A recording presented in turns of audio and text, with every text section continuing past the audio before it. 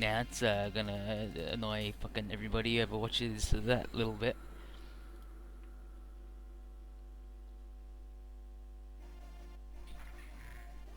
No! No! No one can look at Gangai till we're ready.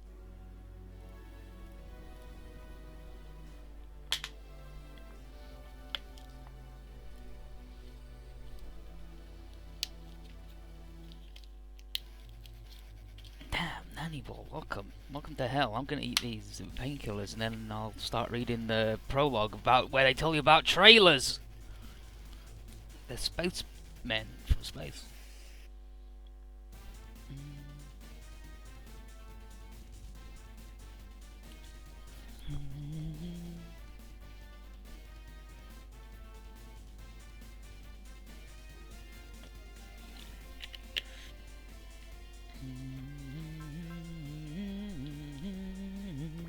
Okay.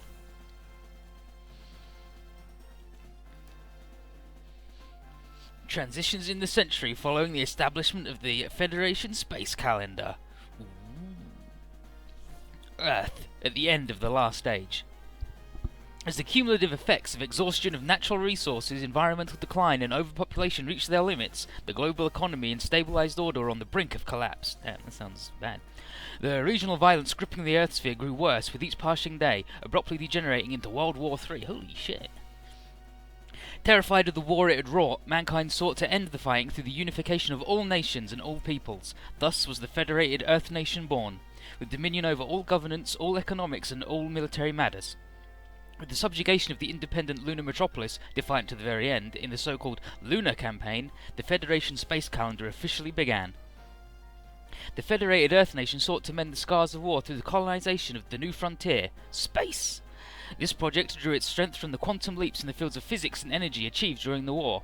Construction of the space colonies, redevelopment of the moon's surface, development of Mars, surveys of outer space. Space was not just the new frontier, but an ocean of hope. Numerous asteroid cities and space colonies were constructed in an astoundingly short span, the beginning of the Federation Space Calendar, with the influence of mankind extended all the way to the orbit of Mars, could be called Earth's honeymoon with space. However, that honeymoon paled with the passage of time, don't they all? Take my wife, please. As the heat of pioneering that had encircled all mankind cooled, the dictatorial bent of a few humans sapped the Federated Earth Nation of its willpower. Resistance by the colonies, upon whom repression fell especially heavily, was fierce. The resulting war between Oz, the actual rulers of the Federated Earth Nation, and those who opposed them, eventually gripped the entire Earth sphere. This conflict, known as the Revolutionary War, finally ended with the death in battle of the Federated Earth Nation's president, Therese Kushranada. And by his secret will, the world was reborn into a new order, where every nation and people was valued alike. Governance was returned to individual nations as in the previous age, and the new United Nations was born as a means of uniting their wishes. This took place in Federation Space Calendar Year 98. However, from that point forward, the Earth and mankind were faced with the perpetual menace of assault from space, the failure of the Signalite project to explore the constellation Cygnus, and the crash landing of a giant artificial object known as EI-01 began an invasion of mankind by forces believed to be of extraterrestrial origin. What followed was the approach of life forms which came to be known as the Radam. These beings took control of the orbital ring, greatly limiting mankind's access to space. Moreover, incursions from an alien culture situated somewhere near Jupiter, called the Jovian Lizards, wrought the destruction of the city on the Martian surface and indeed the total retreat of mankind from the Mars sphere. Meanwhile, a rash of terrorist incidents, fueled by the new technological menace of robotics, struck the Earth's surface. Mankind had but taken its first steps under the new United Nations when these threats wrought terror and anxiety, making peace a distant dream once more. Problems supposedly solved lingered around instead, with no hope of solution, building a critical mass of the world's core that might never be removed.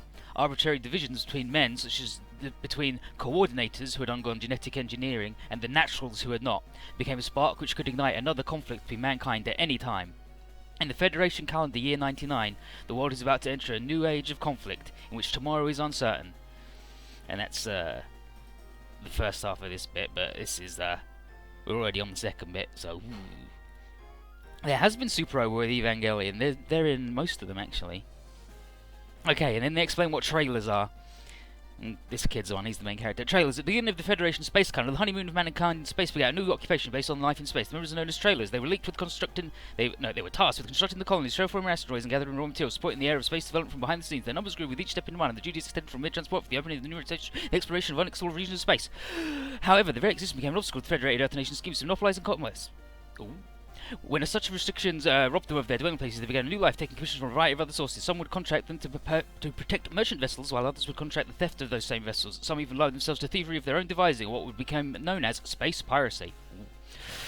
Now, nearly a century after the institution of the Federation Space Calendar, the majority of society thinks the terms trailer and space pirate are synonymous. However, it is an indisputable fact that some of the trailers exist to inherit the character and frontier spirit of the original trailers. These true trailers from the dwelling in the hidden colony BIP pride themselves as spacemen in accepting the most difficult and dangerous jobs to this very day.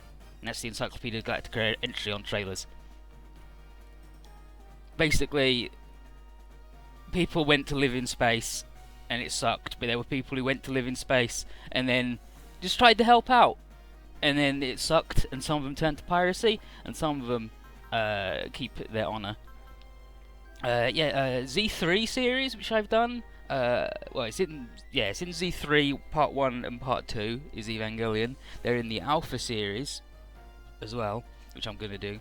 But yeah, I've done 3 Part 1, which has got the Eva nerds in, and Evangelion's always really good in Super Robot Wars because Shinji ends up having a lot of friends and a lot of people who make him not be awful, and it turns out even the slightest bit of support in his life makes him not so bad.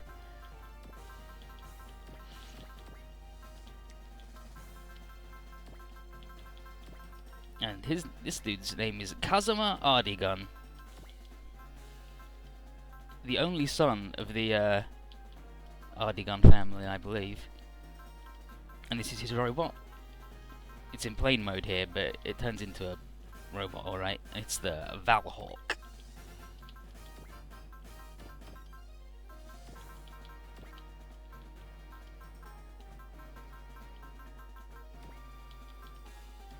There's in Z3 with Shinji, there's the bit where his dad does the test with Unit 3,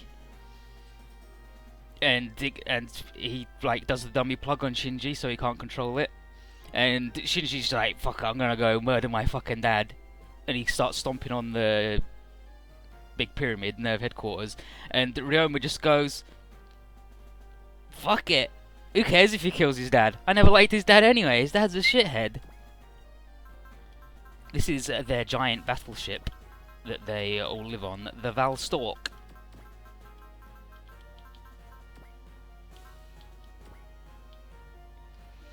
And then we can rename the moves. So I'm going to look up the move names, because that'll make it easier. Yeah, like as New Type says, late Alpha series gives them all the S3 engines, so they don't have to be cabled down. They don't even have to be cabled down in Z3. They're just like, fuck, who cares? But yeah, let's rename the moves now.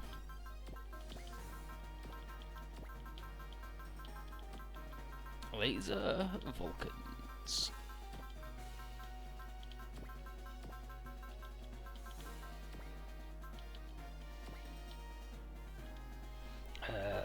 Beam shot launcher, right.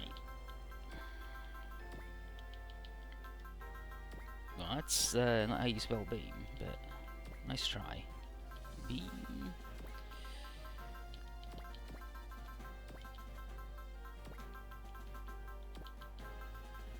Can I fit in all of launcher? I mean, or is it going to have to be launcher? Oh no, we can fit in all launcher with no space, good. This is the Ray Blade.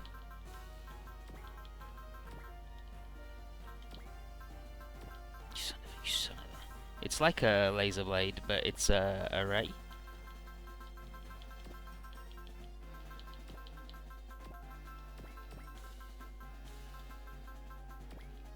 It's a good move. What's this one?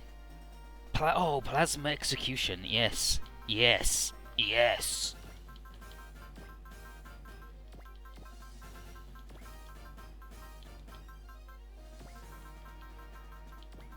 this one that we can do with the space? I don't think it is. Oh no, it is! It is! Good, okay, sure. We'll do a space then.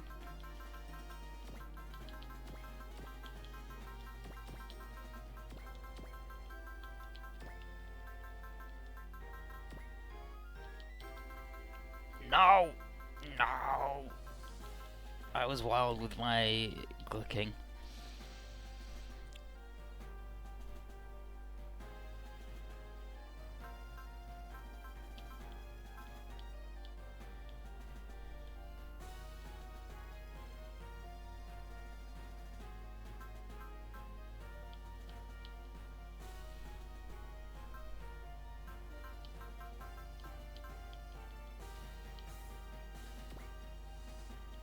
Oh, Jade Frozen. That's right, Jade. Do we not have the heat edge exploder?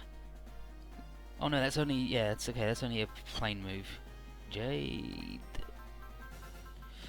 Frozen.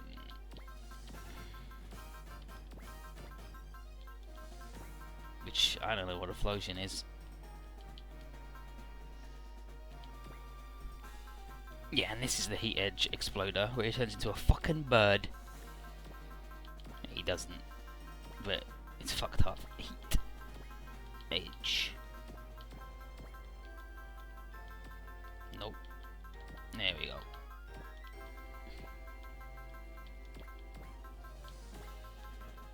Nah, perfect. The heat egg exploder. And then, he gets another move later on. Okay, what's the Valstalk's shit moves? It's like Space Torpedo?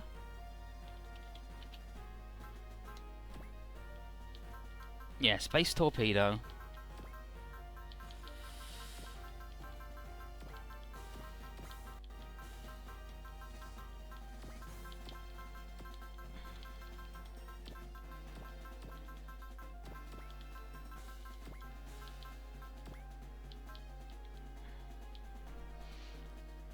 Space Torpedo.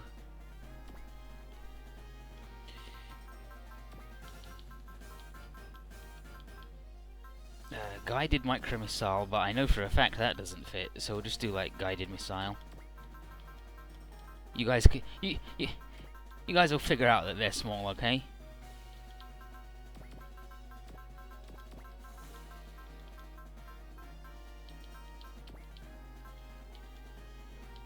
And then the last one is the... Oh, is that the...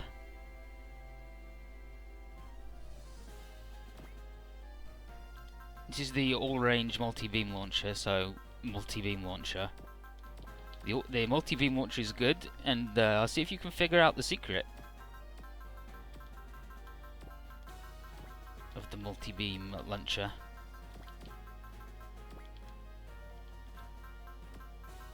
Yeah, here we go. This is the one that had to be launcher, multi-beam launcher.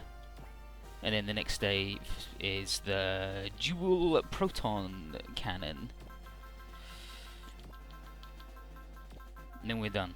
Then we're done with this shit and we can start, and I'm sorry everybody. But I wanted everybody to see the big intro, as I failed to keep up with it.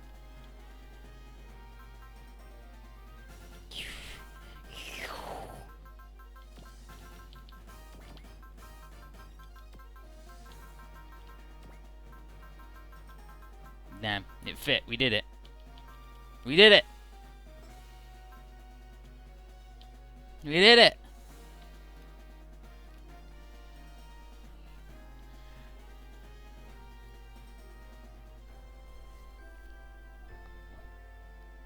Yeah, like as the only time says, even in space, deal with it. It sucks and don't be. Yeah, just don't get Shinji shot down ever. He's really expensive and also a fucker. Okay, and now we choose our favourites, where you get a bonus to experience and money.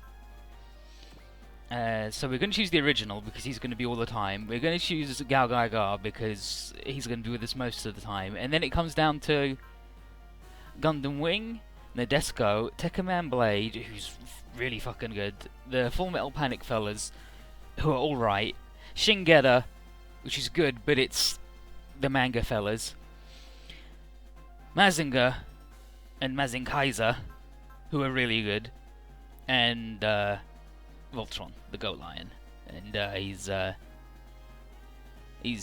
good. He's good, but he's not as good as this guy, or this guy, or this guy. So he's sort of... Whoops. To be fair, though, that's because Galgai is like the grossest thing in the game other than the Tekkamenn. Yeah, this game does not have the Zengar in, but it's got Gai Shishio in. Oh no, Zengar is in it! Zengar is in this game! But he's not called Zengar! Everyone fucking is scared of him. Everyone's as scared as the man who... If he's not the sword that cleaves evil, he's the man who cleaves budgets. But the choice for me is either Mazinger, Shingeta, or the Tekkamenns, because the Tekkamenn are really good. Shingeta's good, but... and Mazinger's good. And then we get to choose again in the second part, because...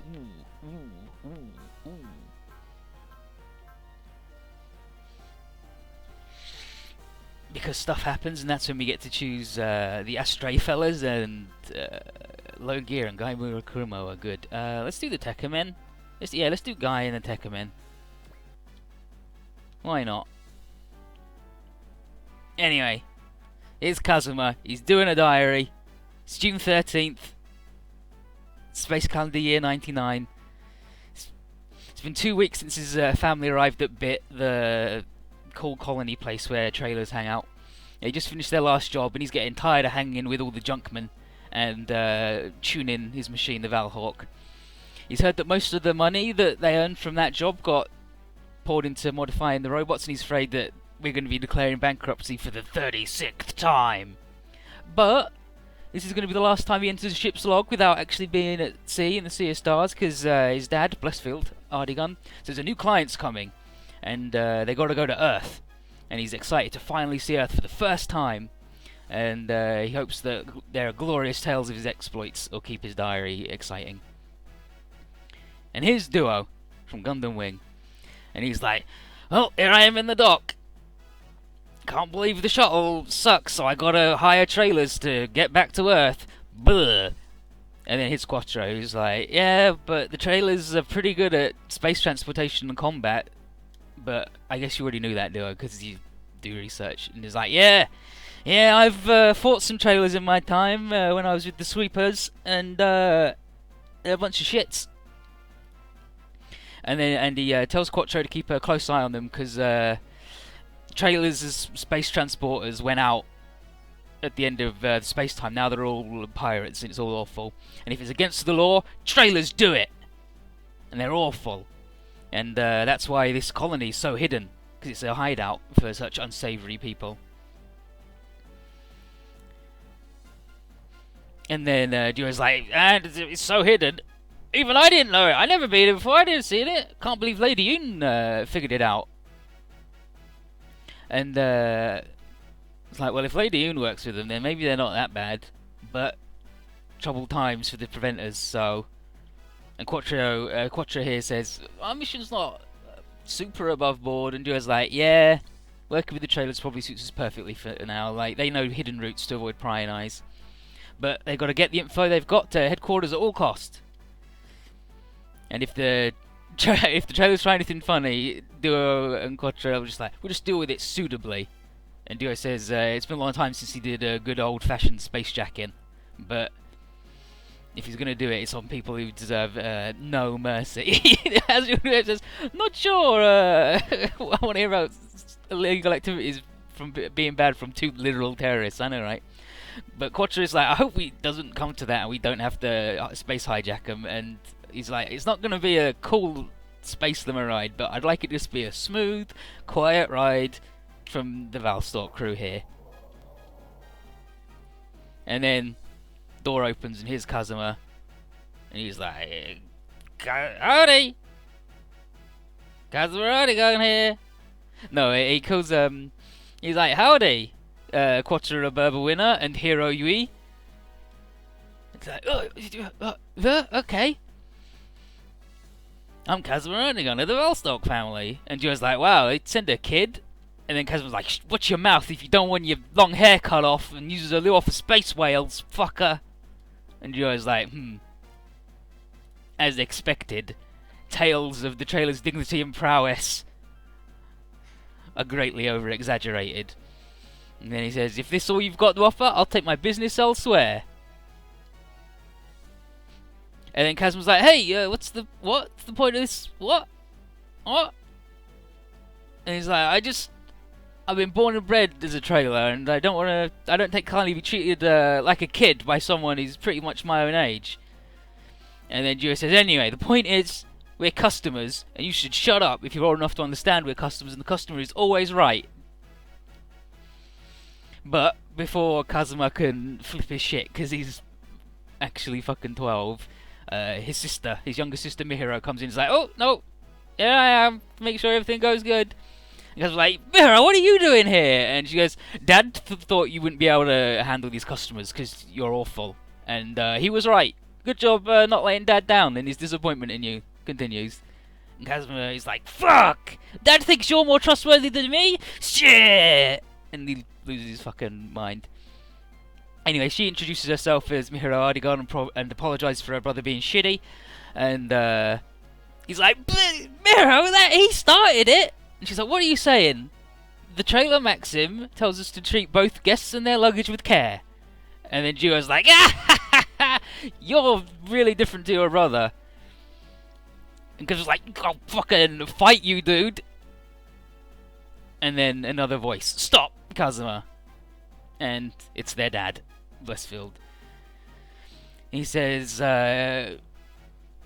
listen, we're trying to stave off bankruptcy, so why would you ignore the request and instead try and pick a fight, huh? He said, anyway, I don't want to hear your shitty excuses, kid. Go get the beds ready. He's like, but Carrot, the robot can do it. He says, you'll go faster with 2 people, so go fucking do it.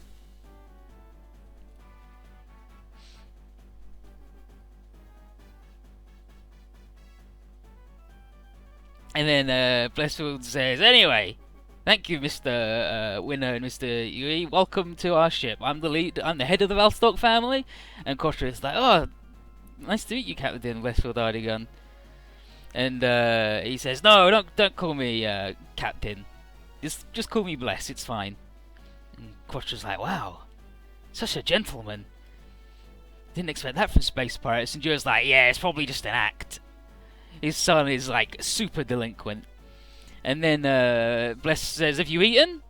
I've got some roast duck. Do you want to come and meet all the crew? And then you can tell more about the mission I've signed up for. And Mihiro's like, oh, Dad's such a good cook. You'll love it. And Quatra's like, hell yeah, give me the duck. And then Blessfield tells Mihiro to get Shihomi, his other daughter, to start the oven up. Joe's still uneasy. He's like, I think he's up to something. And Quatra's like, I don't think these are bad people. Even the shitty kid, not so bad. And Joe's like, I don't know how you trust them because you don't know anything about these guys other than their names. And Quatra's like, speaking of names, why the fuck are you Hero Yui? And Joe says, payback, because he pretended to be me one time. Fuck him. And then Bless says, you said something about Hero? And Joe's like, oh, no, nothing. Where the heck have I seen this guy before? Anyway.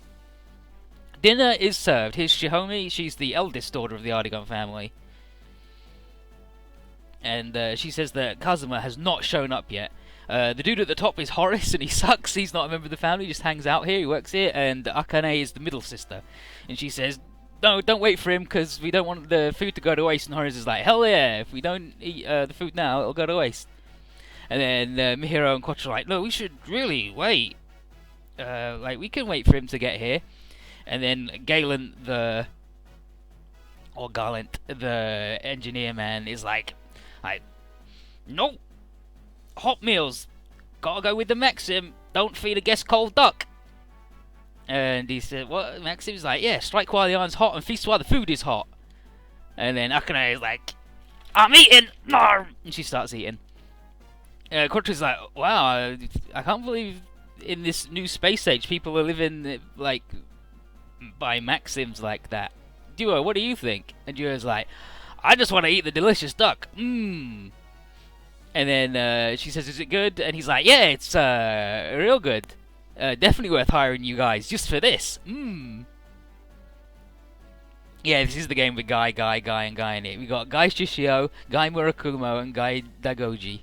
His real name is like Jiro something else, and he sucks. Anyway, Blessfield's going to introduce the family, and he's like, I'm the captain of the transport ship, the Valstok. My daughter Shihomi Arigon handles sensors and comms. My middle daughter Akane handles the weapon systems, and the Kazuma pilots the little fighter plane robot, and Mihiro assists him in piloting. And then Kota's like, wait, guns? It's armed? And Bless said, space can be dangerous. And you gotta look after yourself. And this is doubly true with the Federation out for trailers.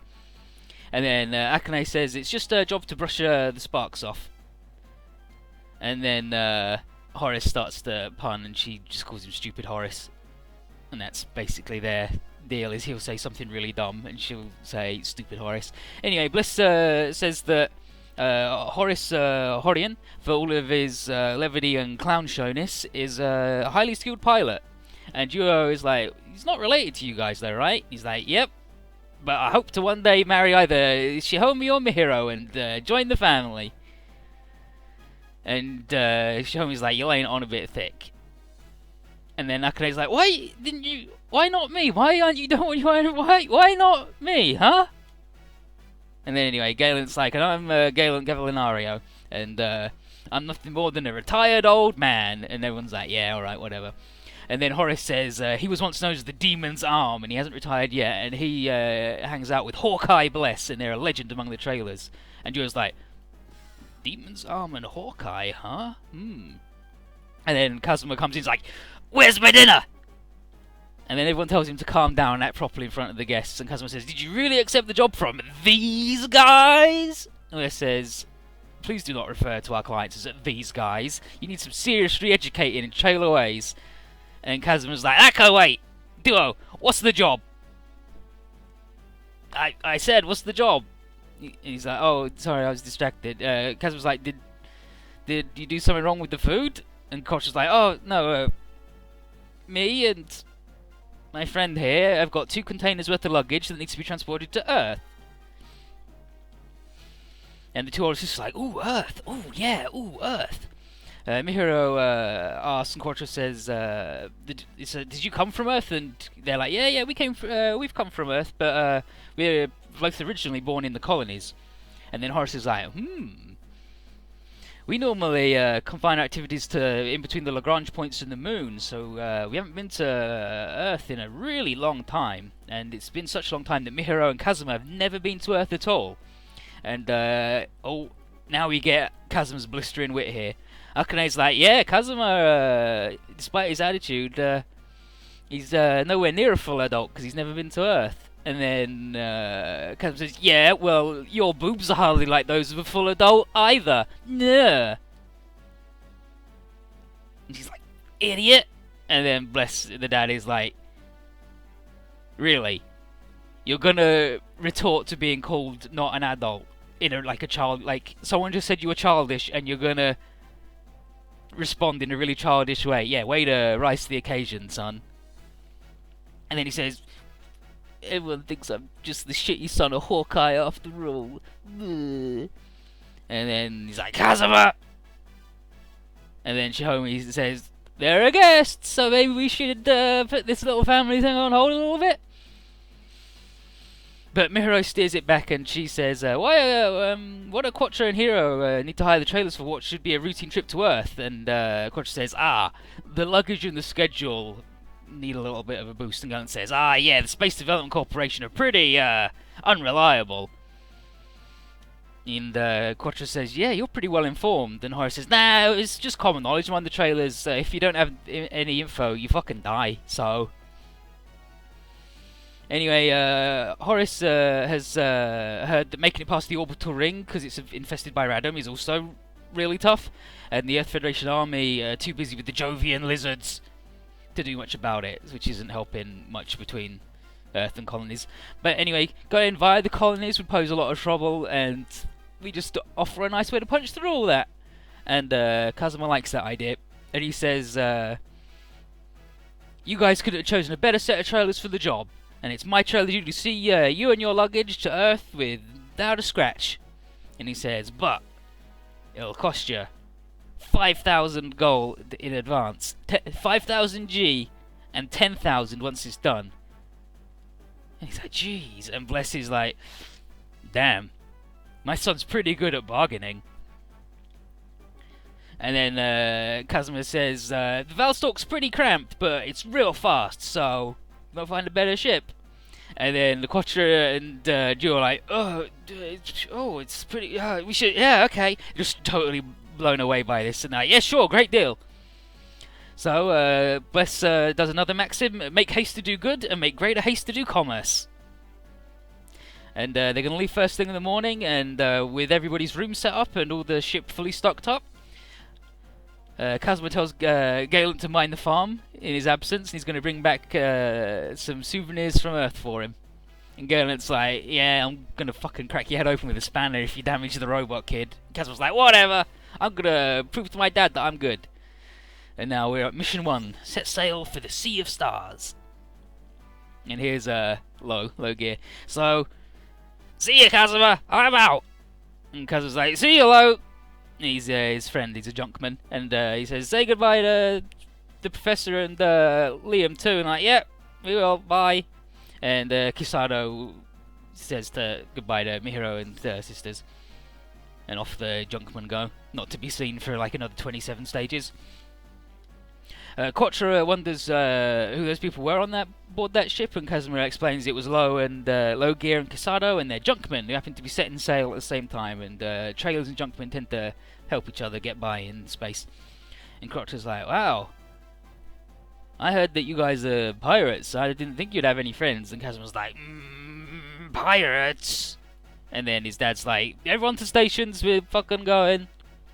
And Kazuma's like, dang it, Dad, they think we're goddamn pirates. He's like, wait a minute, that's probably why that guy was so rude to me, because he thought we were shithead pirates. Dang, if only I'd not flipped my shit and just thought about it. And Blessfield says to his son, don't make your reputation with your words. And he won't hear any backtalk. And then Mihiro brings the guests some sheets to keep them warm, and Quattro's like, wow, you're part of the crew too? And she said, yep. Even me and my brother have got things we're in charge of on the ship. And here's Carrot, the robot, and he fucking sucks. And he's like, I got coffee! Who wants coffee? It's good! Hey! And apparently he came with the ship as a match set, and he can handle anything from washing dishes to repairing the ship. And Jiro's like, I never heard a little weird robot on a ship before. And Quattro says, certainly not doesn't look like Federation standard from the outside though. And the Horace is like, oh yeah, about the Valstalk. And then alarms. Liam has just radioed in from home, which is the ship that Logie and Casado on, and said, unidentified vessels heading for the Valstalk. And Horace is like, dang it. It's definitely them because of the timing. And Bless says, yep, they must have planned the attack carefully indeed. Wait until we're out a bit of airspace. He was like, what the hell's happening? And Kazuma said, it's real space pirates that you seem to be such a fan of has shown up. It's like, let's outrun and push the engine to the max. And Kazuma's like, but Dad, we could just fight them. And Bless says, now son, Trailer Prime Directive is transportation of our customers. And Kazuma's like, yeah, but we can't leave the pirates just to run riot, right? And then, and they're targeting near bit, so they'll only cause like needless stuff, right? We've got to protect our customers and the name of the trailers from those who would besmirch. And it's like, oh, you know what? If you think you can handle it. He's like, oh yeah, I can. And everybody agrees. Enemies rapidly approaching, what we're going to do. And Bless says, attack in the name of the trailers. Akane's ready to fire, and Horace says, wasted bullets, beget red ink. And Quattro's like, Kazuma, no, you don't have to fight. Kazuma's like, no, you and Hero just watch and see the difference between space pirates and real trailers. Anyway, these guys come up in Federation machines and it's like, army deserters and black market buyers. He asks, yeah, okay, so despite Duo giving the name Hero UE, Bless says, so, Duo Maxwell, is the difference between these pirates and genuine trailers now clear? And he's like, wait, but you know my name? And then the pirates shoot us. What are you waiting for, Kazuma? Hurry up! Hold on a minute, sis! Mission desk boot, battle program start, catapult open, go Kazuma! Valhawk Air Force mode, launch! And, moves behind the pirates and like, dang, he's fast, holy shit. They're like, we don't even know what this unit is, what the heck? And Kazuma's like, time to issue some payback for dirty in the trailer name, fuckers. And they're like, well, if we surround it, we'll be able to take it down and sell whatever this crazy mystery robot is for loads of money. Oh, just gotta scrap it and ship it to the junkman, that's all. And then Kazuma is like, try it, fuckwad. And he transforms to cross-combat mode, which is the robot mode. Duo and Quattro are like, wow, transforming robot, what the heck? And Bliss says, yeah, it's the secret weapon, the Valhawk. Akane asks Dad to give the order, because she wants to help Kazuma out, and he's like, go for it, Valstalk, full speed ahead, support the Valhawk. Roger, let's go. And then Miharu tells Kazuma all systems are good, and time to show the real trailer spirit. And here we are. We'll just, we'll do the focus.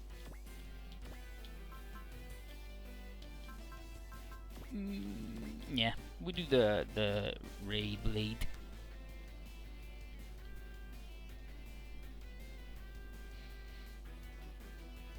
The Teckman are really good in this game because they don't have the damage penalty from the size thing.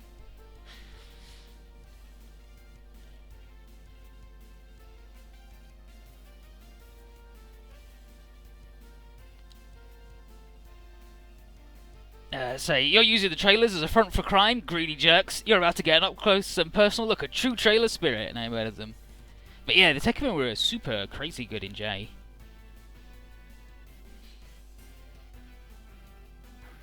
That's Miharu, she's good.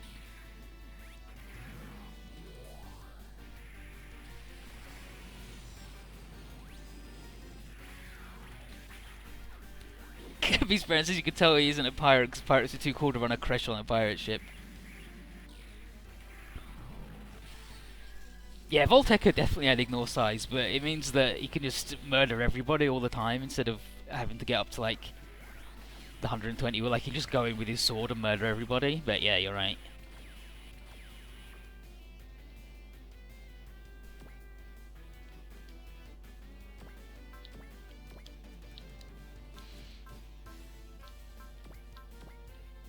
Why not?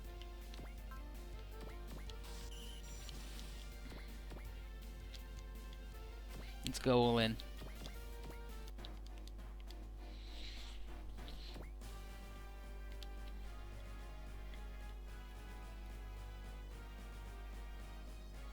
Been a while since we've been in combat. Everybody in position? I'll locate the enemies and forecast their tactics. Okay, sis. Horace, don't rock the boat. I can't turn down a request from Akane. Let's do it. These fucking guys. These clowns.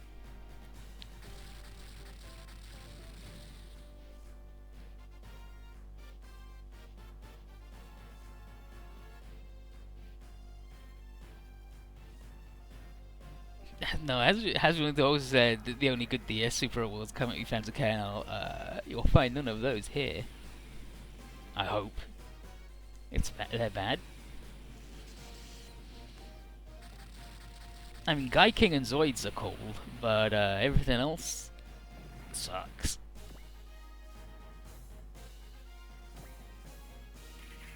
But yeah, the secret of the multi-beam launcher is Wiggly.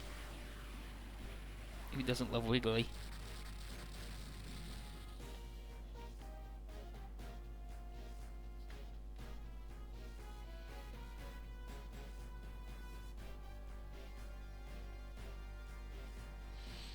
Beast Parents, it's nice to see the DS graphics hasn't compromised the cut-in jiggle. Who is it? I think it's Mihiro. I think it might be Mihiro, the youngest sister. I think, like, she's even mentioned in the wiki as, like, the first female pilot in Super Robot Wars history to not have a jiggle on the cut-in. I mean, to be fair, she's, like, literally fucking 10.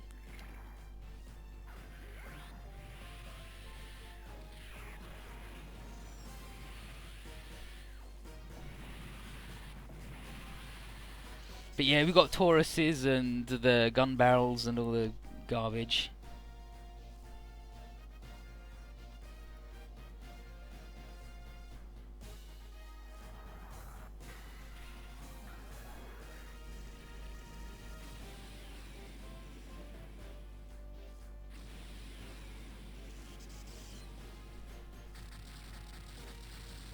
Yeah, Guncross Sword and Shinjiga are really good too, but the Twin Sister Knees, yeah, and also, Mist fucking sucks. It's just awful. Anyway, because I did the guaranteed crit, he's just gonna murder them all. And because nobody attacked him, he doesn't have any wool juice.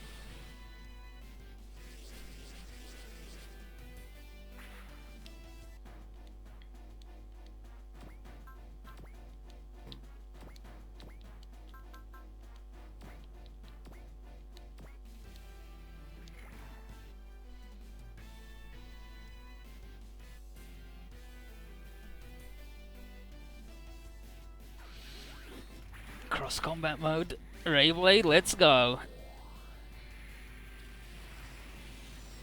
And unlike second OGs, the chain attack system in this game, really fucking good. You don't have to use it from point blank range, and the units just have to be next to each other, not also within the thing. So it's better than the double system too. And also everybody's fucking got it, like every single dude. And it's not just worse than all attacks. I'll show Dad that I'm good and cool. You know, this guy's like, dang it, I'm dying. Buh. He's like, please don't kill me. And Kazuma points to the gun, and Aim shoots near him and says, I'm not as bad as you pirate scum, killing people. Trailers value human life, and people help each other, and they gotta help each other if there's any chance to survive in space.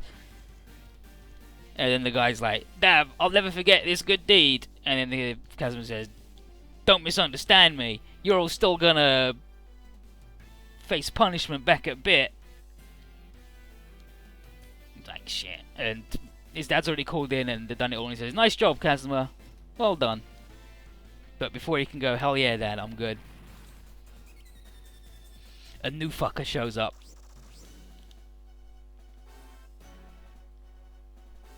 Several unknowns, don't know what they are. Killed the pirate though. Because was like, shit, I can't believe didn't notice it's till my dad yelled. And Nakane says, I never seen anything like this before. And Horace says, they wouldn't be unknown if you had. And she's, stupid Horace. I know that. Quattro wonders if they could be Tekka men. Those gosh darn Tekked men again. Because they're human size.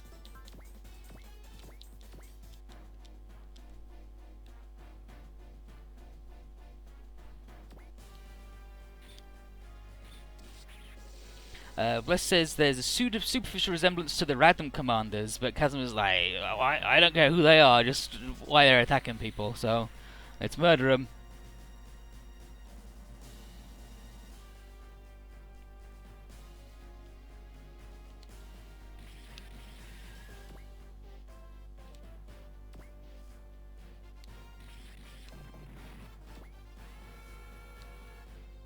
Oh, more incoming.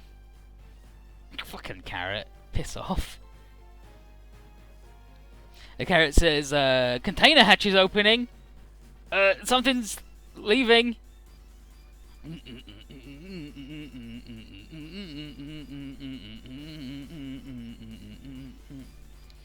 Horace is like, are you guys trying to run away while we're holding the enemies? And Bliss says, nah, they're definitely not running away.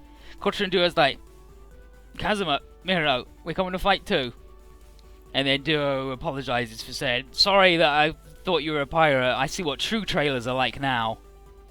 And he says, I'm Duo, the Grim Reaper Maxwell. It's like, okay, Duo. But Quattro says, this might be yet another menace, a new menace facing mankind, so we should bop them. And Kazuma's like, hell yeah, let's do it. But then he tells Quattro to just call him Kazuma instead of, like, Mr. Kazuma, nice boy.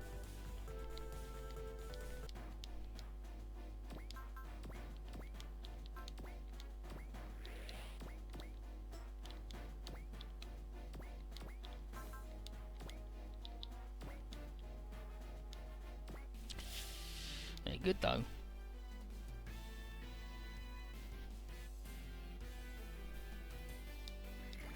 I was hoping Kazuma was going to do the shoot down because he's got that, and that's good as hell. Or the, well, I guess he would have had to do the sword for these guys.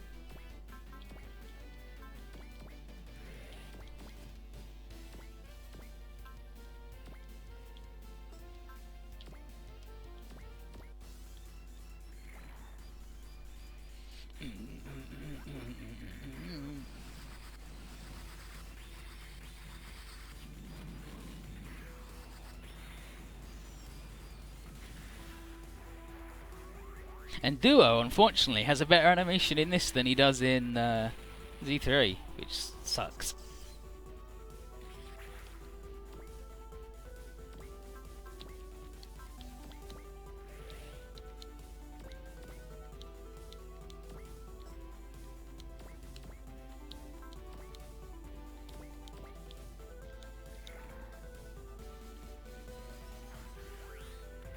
Just, hey, it's me, everyone's favourite Grim Reaper, the dipshit, Duo Maxwell.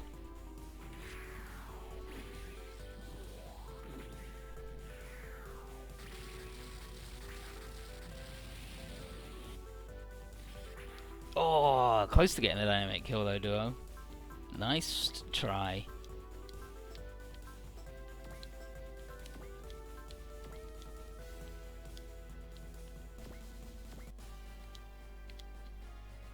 Time for the dual proton cannon. Listen, he's full of capes. Quattro's full of them.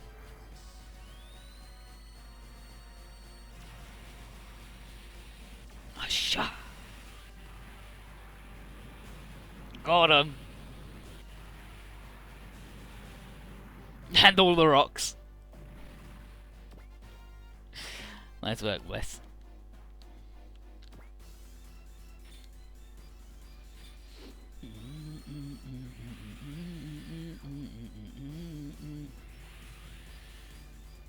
Yeah, I patched it for the spirit commands because the text's really small and weird.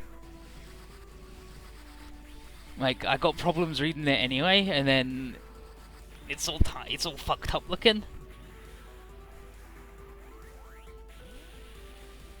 So it's mostly for the spirit commands.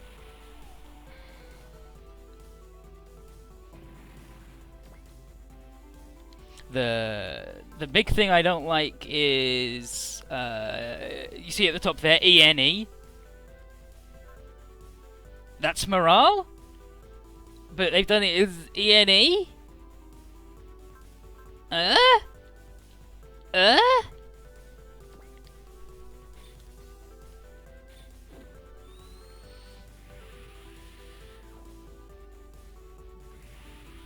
Like it could be WIL, WLL, MRL, ENT for enthusiasm, but ENE. What the fuck is ENE? Like there's EN for energy and then ENE for morale. I don't get it. Or will, like, whatever you want. Oh, look how good this fucking attack is compared to the exact same attack in Z3. Fucking sick duos.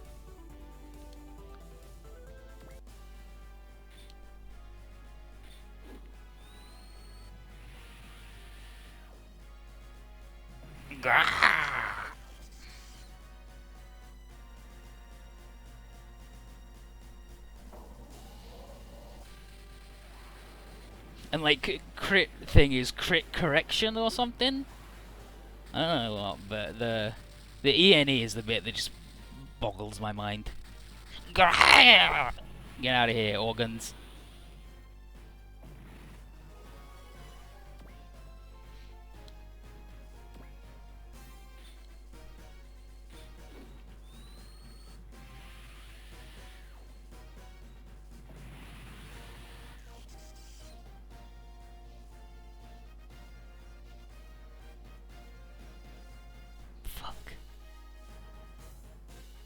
So we just think it's a good picture of Zengar.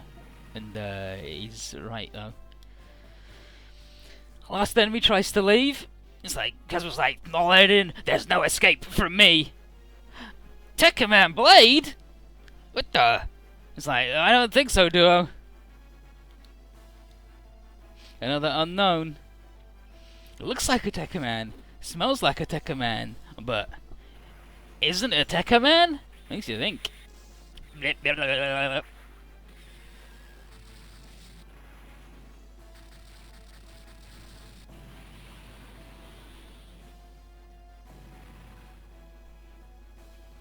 what the heck? He just... I guess he's... Duo says, watch out, he's heading right for us.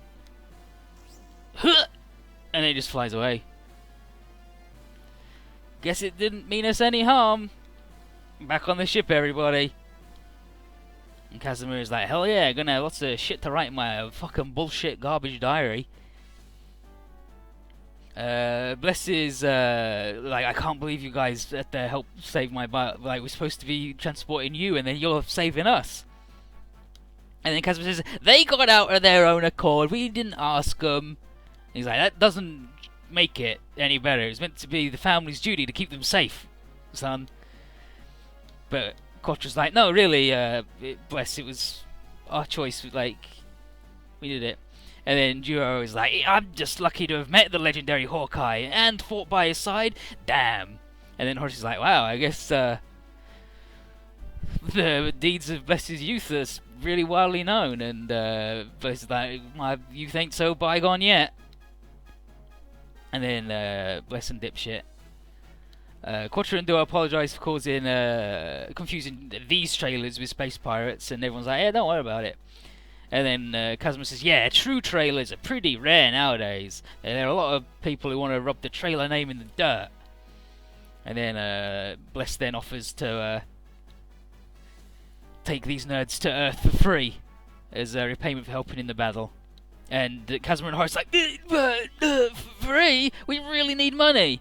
And then Jura is like, deal accepted! Great, for free! And then Bless says, now don't worry, occasional vacation is good for the soul. And it's like, and with trailers, so we'll have to find other ways to make money on the way. But Jura and Quattro get in a free ride.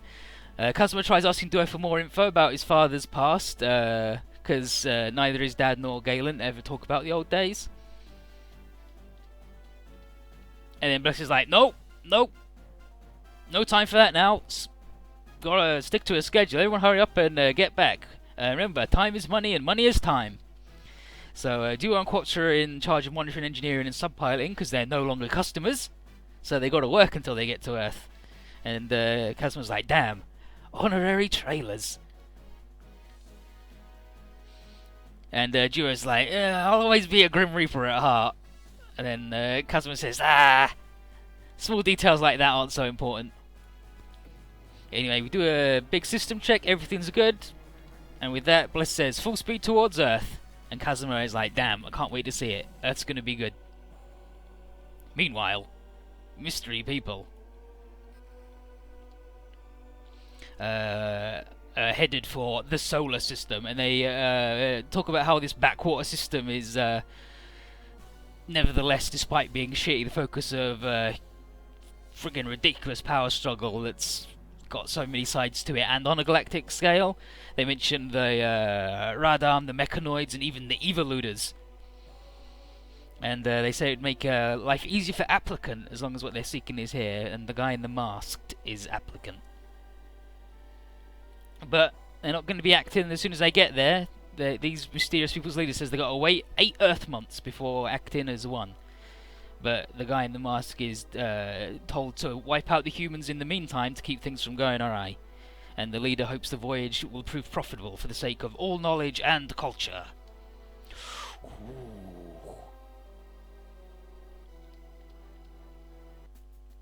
Yeah, speaking of the LP, I'm using Brunom's thing. It's good. I use it good. Okay, pilot training. Melee, ranged, defense, skill, I believe. I'm pretty sure that's defense because it's the same thing that's in the support defense, dodge and accuracy. As a battleship, he needs defense, gunning, and accuracy. This guy needs the melee, the dodge, and the accuracy. Everyone needs like a couple of points of accuracy in this game, because you can't upgrade that on the robot. And then same for Quattro, except you can also give him defense because he's got support defense, but he's a pretty tough tooting baby. And then Kazuma, he's a mix. He does everything.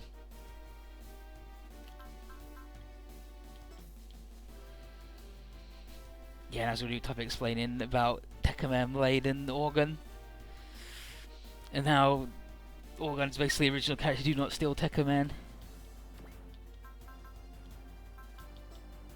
Okay, yeah, we got some garbage. We got the repair parts and stuff, but I don't want none of it. Fuck it, we'll sell it, and then we'll upgrade the Valhawk.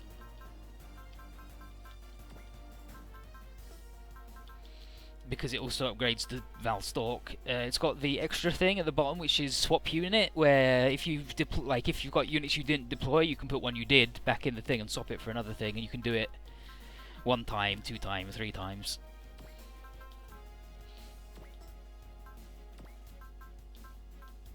And then these guys get one dodge each. Yeah, that seems good to me. Save data. You did it.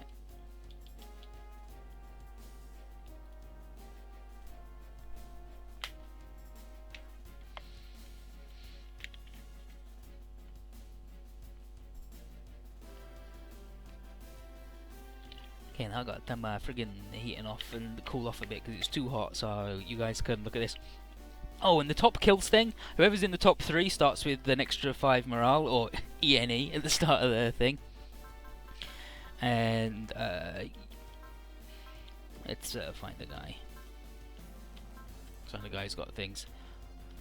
Kazuma's got like Prevail level 2, sure, support attack, support defense level 1, and then he's got shield. So he can use a shield to defend. He also has sword cut and shoot down. So when someone attacks with a sword, he has a chance based on his skill to just block it with his sword, and shoot down, he has a chance to just shoot down missiles, which is really good. And I might just pump his skill up so he can do that all the time, because it's cool as shit to see a dude pull out his gun and shoot down all the missiles. But yeah, I'll be right back.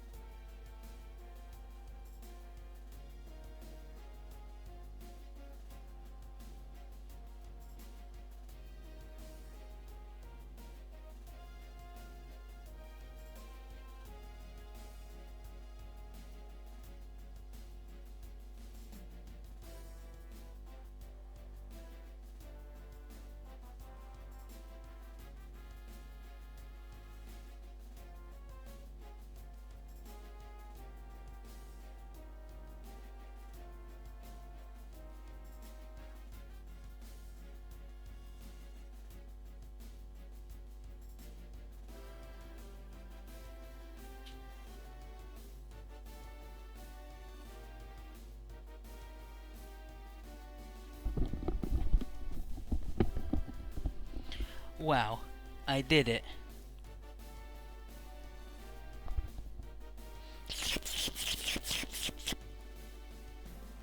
This fucking nah, he can't even fucking read. Doesn't know shit about fuck or ass. Couldn't even find his own with two hands. And while there's your new types here, you gotta. Have you played A Portable? And you have to point me somewhere where they tell you how to be rude to OGs, because I'm gonna do that too. And I want to shoot men with the super bullets. Another day, another log entry. And we're just in the hallways. Don't even want to do it in your own fucking bedroom because Kazuma sucks. There have been a series of pirate attacks, but no one cares. We're all good, and Juro and Quattro are like part of the family now. The only problem that is worthy of the name problem is that the trip's free and we're not getting any money. Not gonna be able to avoid bankruptcy if this keeps up. Juro comes in, he says, "What's you scribbling there, fella?" And Kazuma says, "My dad told me to keep a log of the ship's events." And he says that his dad's a really sentimental guy and he values memories highly, but he doesn't like discussing them verbally for whatever reason. And then it's like, well, why doesn't he write it? And he's like, oh, because he forgets a lot. He's really absent-minded, so I do it. And then they're like, really? That seems pretty weird. Also, when you play W a second time, some stages are different, which is neat. But anyway, while these idiots are chatting, Shihomi comes in and says, "You both seem to be not doing your jobs, huh? We're working." And she tells Duo about the trailer maxim: "Those that don't work don't eat." And says, "So, and you don't want to miss tonight's tasty dish."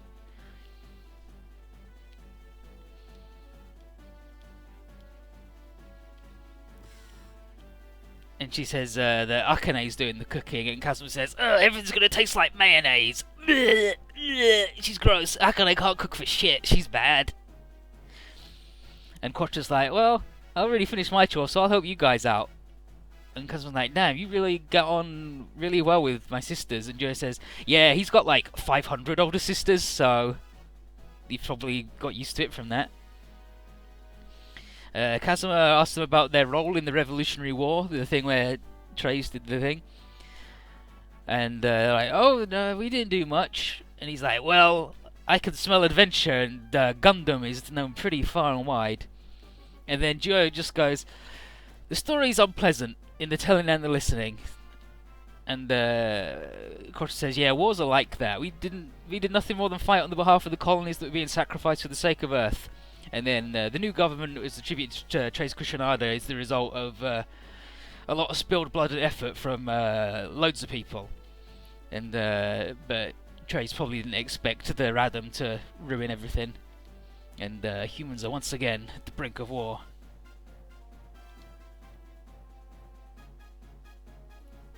I don't know what secrets I'm gonna get. I'm thinking I might do the Astray ones because I really want his stupid move. But I don't know. Anyway, they talk about absolute pacifism and it's easy to grasp, but living it's tough, especially when Earth and colony relations are concerned. Kazuma has seen firsthand how war brought out the worst in people, and he thinks even most of the space pirates would be living normal lives right now if not for all the fighting. And Quattro says, war did do some good though. It gave people a sense of true peace, even if only briefly. And it also gave me my cherished friends, Duo and the other Gundam pilots. And then Kazuma says, yeah, speaking of those guys, what are they up to? And I had no fucking idea, off on business or just missing. You know how it is. And then Kazuma says, Hero, the dude that I stole the name from, would be one that's missing. And Duo's like, yeah, he's pretty eccentric. I don't think you'd like him very much. And then Quattro is like, Duo! Get back to cleaning like the sweeper you are! And then the Kazuma is like, so what about this secret mission on Earth? And they're like, what about, where did your dad get the ship from instead?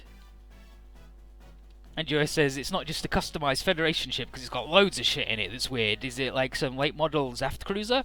And Casper says, I got no idea, dudes. All I know is that it's on loan from my grandfather and it's had a lot of major modifications, but the tech's stayed pretty constant all this time. Like, it's super advanced for its time. And Duane says, that must make it like 10 years old. What the heck? But it's still miles ahead of Federation. What the? And Casper says, I don't know where it's come from, but I know how to fix it and use it. And Carrot helps with most support issues. And the fact that we can even use it means that it must be human origin, right? And then he says, Trailer Maxim, use anything useful, especially if it's valuable. And Duo and Quattro are like, sounds like black tech to me. Sure, the Mithril crew would love to hear about it. And then Casimir says that despite Carrot's understanding of most of the systems, the ship's main components, its specs, blueprints and origins are all sealed inside his black box and no one can get access to it. But anyway, the crew don't want to sell it to anybody, they want to keep it as a means to do their job. And certain jealous parties keep trying to steal it and collect the bounty rumoured on it. And Duo's like, why did Lady Oon send us here? What the heck? And if worse comes to worse, ship data and all the family records are ready to be fired off in an escape pod. No trace that they or their cargo are even here. So, no space pirates are going to cause that much. Quattro says the real problem isn't space pirates, it's the Radam. And Casimir's like, I gotta go, how did they take over the orbital ring so quickly? And Quattro's like, the Federation's got a counter-attack plan, don't worry about it. And then Akane jumps in and is like, time to see how good you've been cleaning! And then she tells Casimir and Doi to get back to work. And she's then calls Quattro away to make sure she's got the flavouring right in their cooking. And Duo's like, and then Duo goes, wow, they don't cut you any slack here on this ship. And Casimir goes, welcome to my fucking life. Inside the orbital ring, here's D-Boy. He's D-Boy. The D stands for we'll see. And he's just been punched by Noel in the face. He's like, you fled the battlefield into our ship before we were done killing the Radam. You fucked it, everybody. And then Aki's like, dang it, Noel. It's not his fault. And he's like, it's your fault. And Blue Earth's injuries, like, you're hurt and Blue Earth, it's fucking D-Boy. If he'd stayed out there and fought like a cool dude instead of being a coward, we'd all be fine. And because he doesn't even say anything to defend himself at all, it makes him angrier and angrier. And he's like, you're some dangerous boy, alright. So I'm going to have you kicked out of the Space Knights as soon as this is over. The only reason you're even on this ship is because you're a Tecker man. If you can't fight, you're out. Fuck you, D-Boy. Dangerous boy. Anyway, Aki keeps pleading more, saying that D-Boy's helping them fight the Radam despite having total amnesia, and Noel's like, I don't give a shit! All he's only worthwhile because he could turn into a weird alien man and fight him. And D-Boy just doesn't say shit. And he says, Noel's right, the only reason I'm alive is to fight. And Noel's like, I don't get this guy. Get back out there and finish investigating Block 20. And this is Scenario 2, The White Knights. Anyway, Radam Swarm incoming.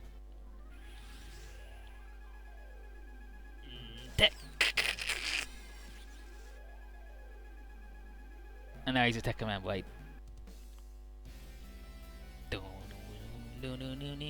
Teckman Blade, he did it, he takes it. D-Boy! And Noel's like, dang it! I guess he's decided to fight after all. And then Teckman's like, I gotta finish this quick. And he actually does.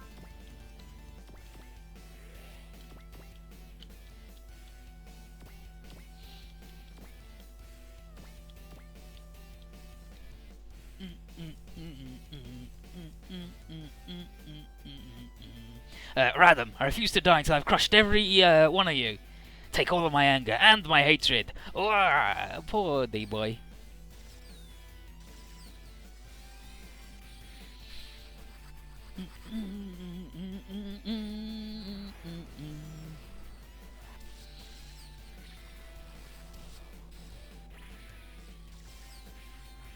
As influences the theme so slowness compared to J. Both are better than the actual song. Yeah, J had like made like everything slightly faster, I think, and it was really weird, but it was good.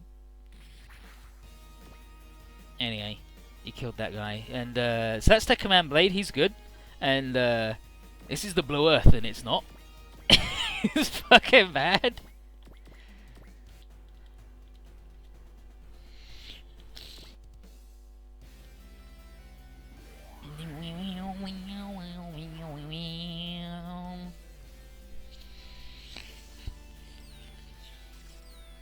Guy Shishio, Guy Murakumo, Guy Daigoji.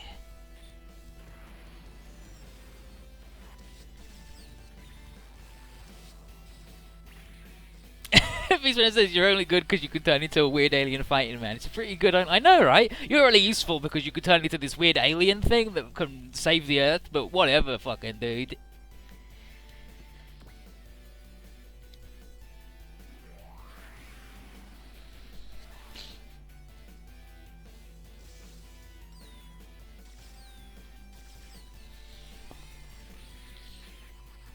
The Blue Earth isn't even a bus. It's just a shitty plane. It's garbage. Huh.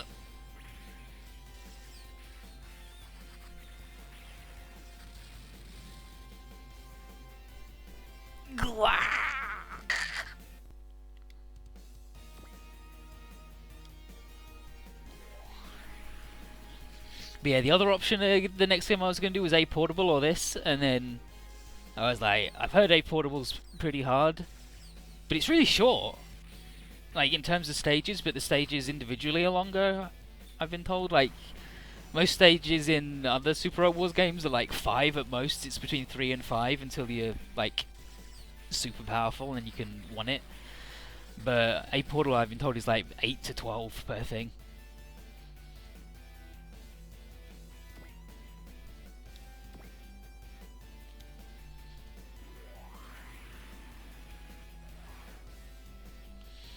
It's just like a shitty shuttle. Like, I guess that is sort of like a bus. But, like, I wasted that focus because they didn't fucking try and fight him. With its one fucking move. I've got to get Moo some kills on the stage that he shows up. Because I didn't. And you have 2 stages to get him 10 kills, and then I didn't, so I had to get him 10 kills on the second stage, and it was fucking awful because you had to get every single one. It's got a barrier though, which, I mean, is alright.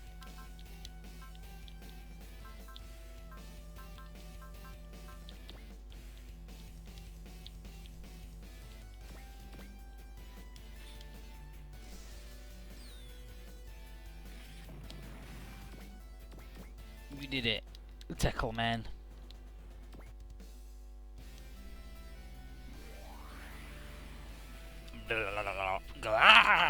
Oh, sword cut. Was that sword cut? That's got to be sword cut, right? Or was it just a good dodge? Because it like popped up a thing. Maybe you just dodged it. Oh no, sword cut pops up the big swords, doesn't it? On the screen, it's like fucking lightsaber duel going on.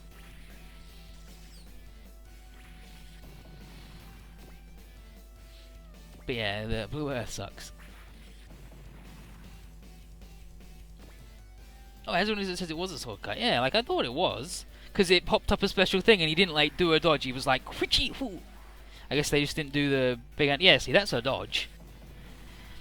So it was a not sword super parry thing. Anyway, we did it, and Devil was like, "Whew, made it," and I was like, "Dang it, this thing took way too long." And he's like, D-Boy, come back to the Blue Earth. He's like, it's not over yet. Aki says, calls for D-Boy to get in so they can leave. And Noah says, we gotta keep on fighting, just blow a hole to get out of here. Just gotta keep on going. And Blade's like, this is bad, but if this keeps going, I'll... And then, mysterious figure in the shadows is like, how can Blade, an incomplete Teckman, will he make it through this fight? He's like, I'll watch his pitiful end closely. Mahaha! Teckman Dagger fucking sucks. He's awful.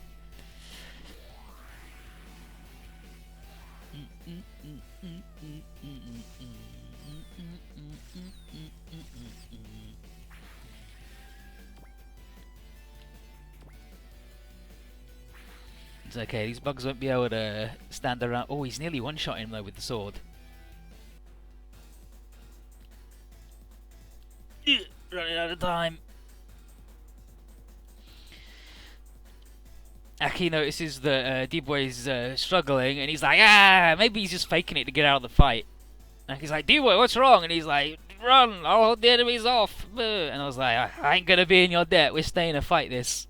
He's like, just do it. If things go like this, I'll kill you too. And I was like, what the fuck are you talking about, dude?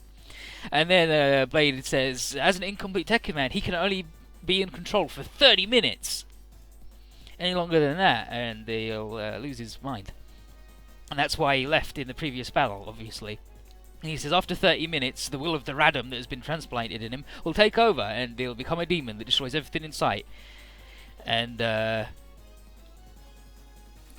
and then Aki's like, well, it's been 25 minutes, so piss. So he just says, just run, I'll guard the retreat. And then and I was like, I don't know what to do with this, but we got to keep fighting. And then said, unless we keep fighting, then we can't save us or D-Boy.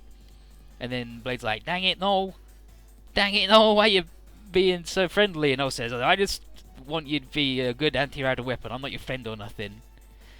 Like, you may be defective, but you got at least 5 minutes. And then the guy's like, Blade's nearly done. I'll finish him off personally. Incoming unit. Is it Radam reinforcements? Can't confirm. One human-side unit, and it's approaching fast. Another goddamn Tekka, man! And Blade's like, oh, a detonator from the Eviluders. Mysterious man is like, damn, the Eviluders have come all the way to this planet? And here's detonator Orgun.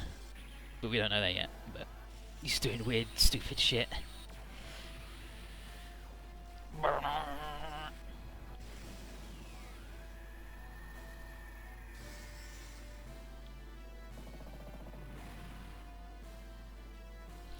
Wow, with one shot, what the heck? Only the Teckmen seem to have heard of the Eviluders, and they seem to hate their Adam. And Noel says, D-Boy, what the hell are these things? And he's like, I'll explain later after we get rid of these last Adam. Mysterious Man's like, can't believe an Eviluder would side with the humans. I'm out of this, because I gotta tell Lord Omega. And then Noel says, if the Eviluder's helping us, then we shouldn't piss him off. Focus on their Adam. And then Blade inwardly wonders why a detonator-class Eviluder would be helping. And to be fair, why would he? I need this idiot to level up. We'll kill at least one with that member deck. Yeah, totally not Volteca, completely different. It's totally different, don't worry about it. Volteca!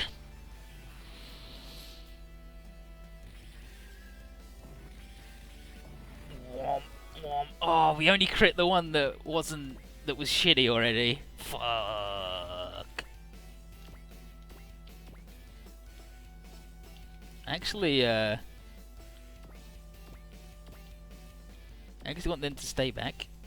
So they focus on Tekkavan because he's actually strong. Because Blue Earth's bad. It can repair though, which makes it better than some. And resupply too, I guess. But you know who else can resupply? Boss fucking Borat. Not even that to get the Orgun.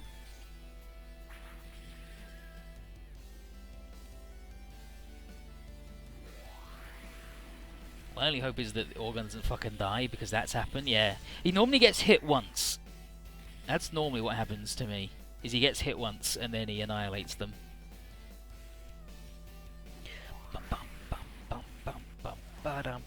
Yeah, apparently the trick to doing good in A portable is upgrade the weapons. Like, don't bother with anything else. Defensive stats don't cut it. Just do mobility for reals, enough energy so you can do your moves, and then weapons. and apparently you can upgrade to 15. And you can do like triple your weapons damage. Apparently, it's nuts. It's also got G Gundam in it, which is really good, and Stardust Memory, which isn't good, but it looks good. And you just need Strike on everybody.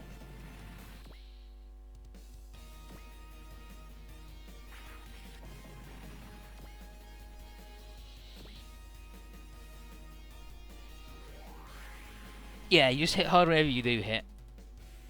And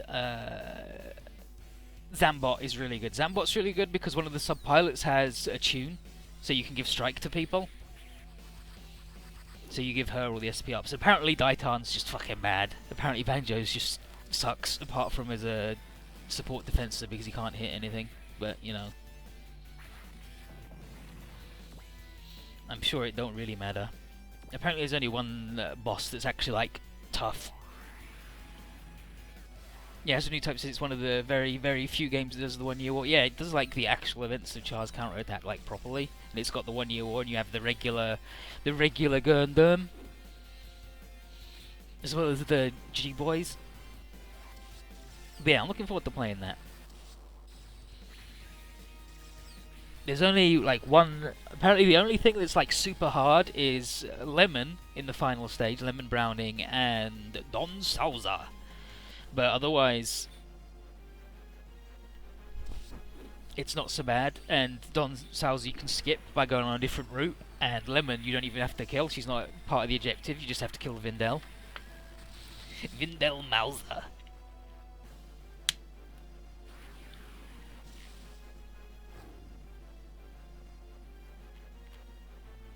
The Gundam. Yes, the Gundam. Grandi's in it too, I think. 4 minutes left. Shit. What the heck? More eviluders. But they're not friendly.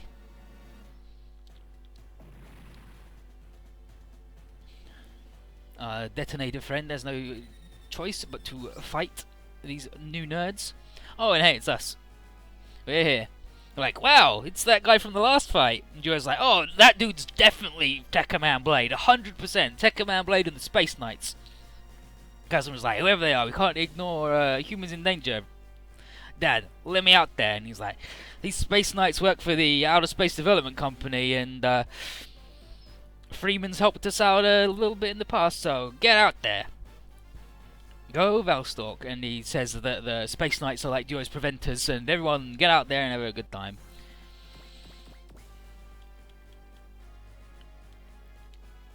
He identifies himself as a trailer, and Noel introduces himself as the Space Knights, and he asks for assistance against the Radam. He says there's only 4 minutes left in the fight, and facing both the Eviluders and Radam at once isn't easy. But Kazuma ain't gonna let that stop him from seeing Earth. He loves Earth. He wants to go see Earth a lot, so he can be a real grown-up.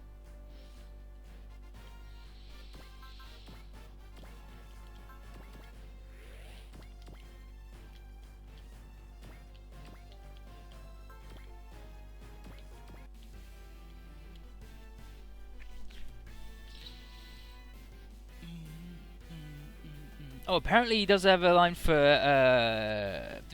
Radam, where Mihiro's like, Kazuma, the Radam are too much like bugs. And he's like, don't be scared, it's our job to exterminate them. But, I don't know. Let's see if I can find the thing he says to the Eviluders. No. He hasn't done that. But whatever.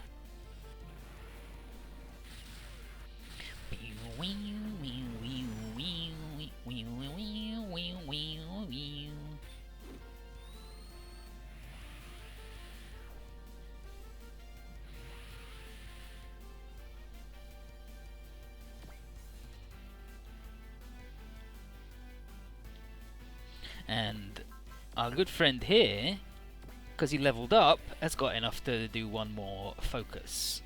So he can rush down here.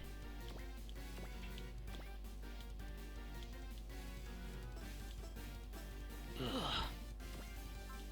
That's pissed that we're not going to be able to one-shot that dude. But that's fine, we'll get him next time.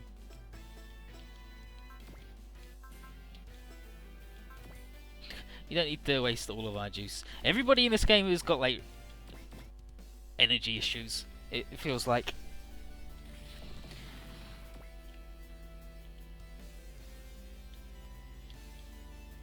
I guess we are also in space, so everybody's using up all their juice.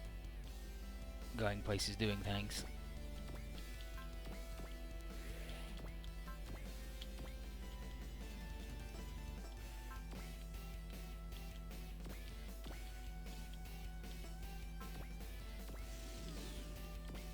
I will heal this shitlord.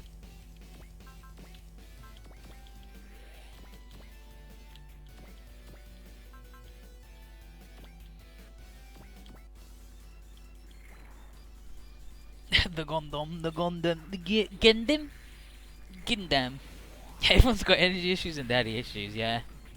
Except Guy. Guy doesn't have daddy issues. He loves his dad. His dad's good. Leo Shishio. Leo Shishio and his brother Liger Shishio. How's that for a fucking set of family? The Liger and Leo.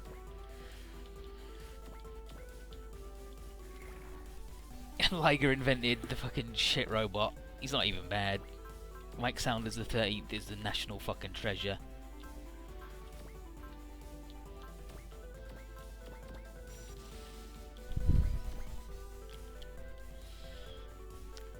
The daddy issues that Kaz was in Blissfield's awesome. Blissfield is super fucking good though, right?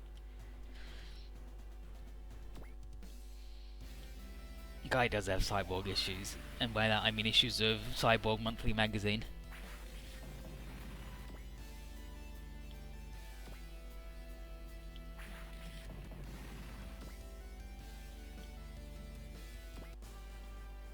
Space Torpedo. Blade against Eviluders says, "Dang it, Eviluders! I'll not let you and the Radar make the Earth a battlefield."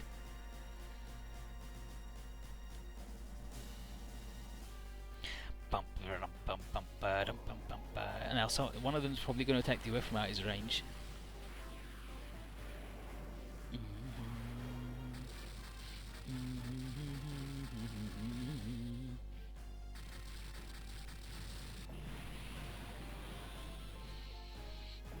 Shishio.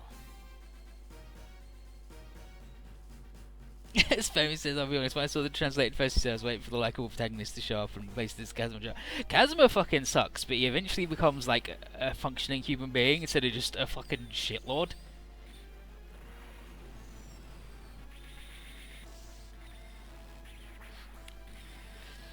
Like, he's actually just a shitter, like real bad.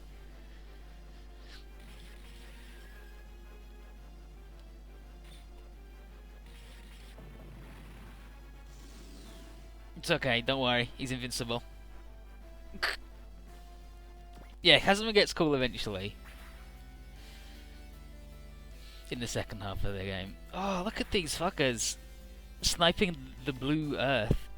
It's like, okay, this guy's gonna die to the Space Torpedo.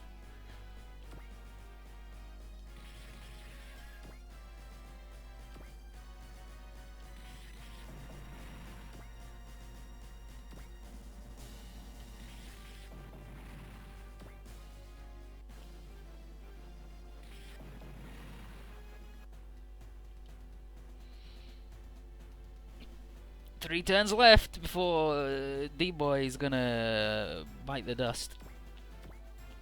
We'll just repair this guy to get our levels. And we want Quattro to get some bops because he learns Bless. Like, relatively early. Mihiro has Cheer, which is also good.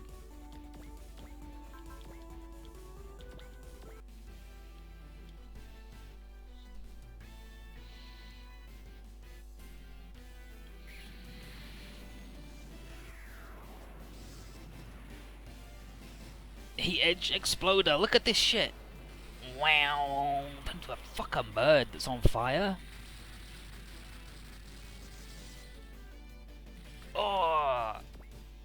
It was a bit much to expect him to get the Bop AS.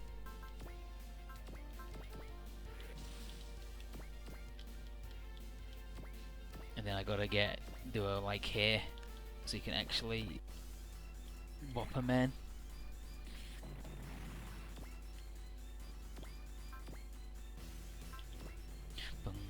And guided missile. It is a friendly fireproof.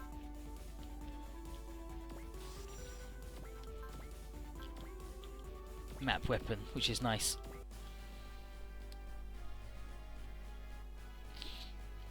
He's only to bird real original. What next? Gonna get 2 cats? No, he's got a younger sister.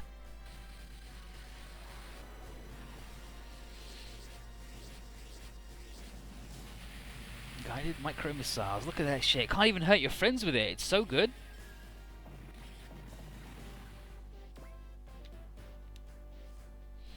All enemies done. Aki wants to retrieve D-Boy right away before his time runs out, but unfortunately, the Evoluder charges Blade. Evoluder! Yeah, now we'll see the good sword cut. The proper sword cut. Sword versus sword. Wham! Yeah! D-Boy! Blade wants to know why the Evoluder helped our people, and also, who the hell are you? What are you doing here? And all the Detonate says is, Organ. And then he leaves. Organ? And Duo's like, damn, what the fuck? This dude's as cryptic as Hero. In any case, trailers are happy to help the Blue Earth, and we'll help do him some repairs. Aki and Noel haven't heard of the Valstalk family before, and Noel is skeptical of why 2 Preventer anti-terrorist operatives are hanging out with a bunch of trailers, but there you go. Horace says the Blue Earth took a whole lot of damage and they could repair it. It'll cost them 30,000 G up front. And then Noel is like, what the fuck? That's a lot of money. And then Akane and Kazma's like, it'll be well worth it. And then eventually Blessfield comes in. Yeah, he's like, what the hell? That's a lot of money. He's like, gotta make a living. And then Bless comes in and says he wants to speak to the Space Knight's employer, Mr. Freeman. And I was like, what the hell? How does the trailer know our chief? And he's like, but okay, yeah, you can talk to him. Just end this negotiation real quick and get it out of here. Chico! Wrong. Chico!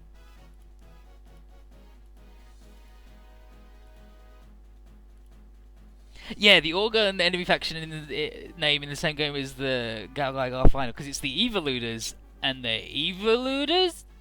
Evit and Evo? But anyway. Kazuma asks if D-Boy's the pilot at Teckman Blade, and Aki's like, yeah! But doesn't want to let the full truth of the Teckman out. Anyway, D-Boy's hella tired and he was taken to the medical room for Mihiro to look after. And Akane thinks that D-Boy's a weird name, and Aki says, well, he couldn't remember his original name because of amnesia, so he gave him a nickname. It's like, wow, what do you think the D stands for? Dynamite? Delicious? Dramatic? Diving? Yeah, and they bet 10 gold. No, 5. And then Noel says, nope! D stands for dangerous. And Kazuma's like, what the heck? He's been left with my sister and he's dating this allegedly dangerous boy? So he runs off to protect his sister. D-Boy wakes up and he confuses Mihiro for his sister Miyuki, who's Teckman Reaper, it turns out. Kazuma busts in and is like, get this dangerous bastard away from my sister! He says, I'll kick you off the ship if you grab her again. And then D-Boy's like, I'm sorry. Face helped me recover some of my memories, and I reacted by impulse. I'm really sorry. It's like, oh, okay. But anyway, Noel's got some questions for D-Boy.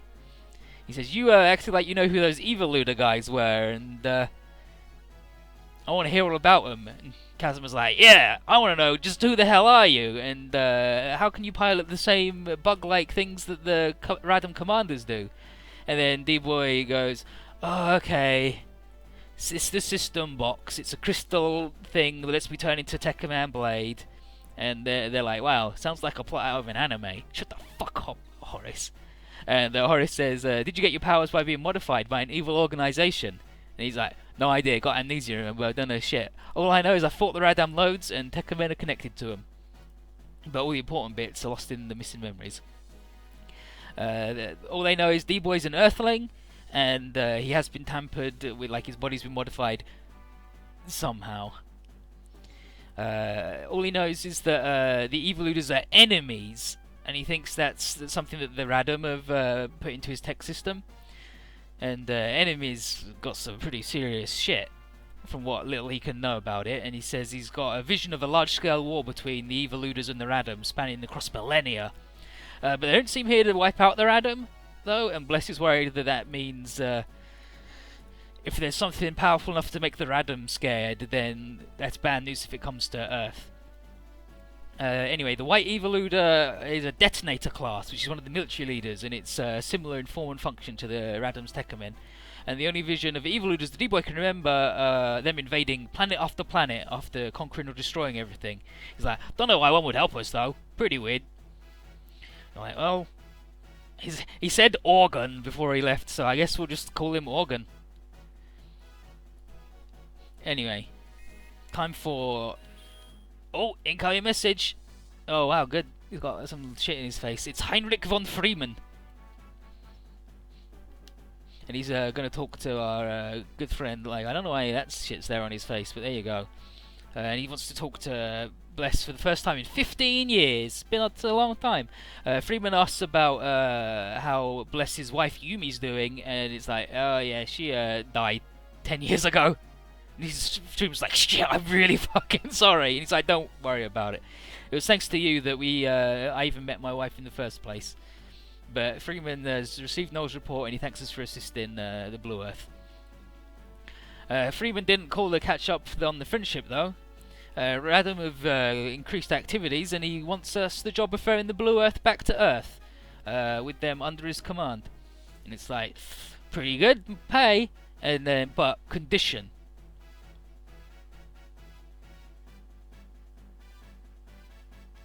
Nurgle Heavy Industries has finished a ship based on a totally new concept at their Sasebo dock, and the Federation want Nurgle to hand it over, but they say no. And it's recently ran away from the Federation army into space. So No says, serves the Federation right for being stuck up all the time. And Akane's like, geez, why do you hate the Federation? Aren't the Space Knights part of it? And then Aki says, we report to Special Forces Bureau, but we're independent of the regular chain of command. And then Kazuma's like, oh, Duo and Quattro, like, also do that. And then Joe's like, oh, not as dumb as I thought you were, kid. Anyway, our job is we've got to blow up the new vessel, codenamed the Nesco. Sinister Man receives his minion's report of Eviluders in the solar system. The minion says, I only saw advanced scouts, but the main force should appear soon. And then the boss, who is referred to as the Lord Omega, is like, Earth is a final battlefield between our two sides. Yes! Call in the border forces, minion. And he wants domination of Earth to hurry, but the minion's like, I want to kill Teckman Blade, though, before we do anything, though. I hate Blade. And he reveals himself as Teckman Dagger. And he hates Blade, because he gave him that scar on his face. And he's like, until I get payback for his betrayal, I'm not going to be able to focus on my job. And then Lord Omega's like, oh, sure. Use this, the interference spectre device. And he's like, yes, I will send Blade to hell with this. And then Omega says, yes, all those born of the Radam are fated to return to hell, and it's high time that Blade learned that lesson. And here's Zach. And he's talking to Professor Kanzaki. Someone's got a message directly to him. He's like, ooh, that's weird. Few people shouldn't be able to connect to Isaac directly. He's like, I couldn't pinpoint the originator of the signal, but all he knows is it came exactly from space near Block 20 of the orbital ring. And it contained a lot of data, and it's been signed by someone calling themselves Organ. And his Teckman Blade, he is mostly like his biggest move is ranged, but his cheapest and most used move is melee.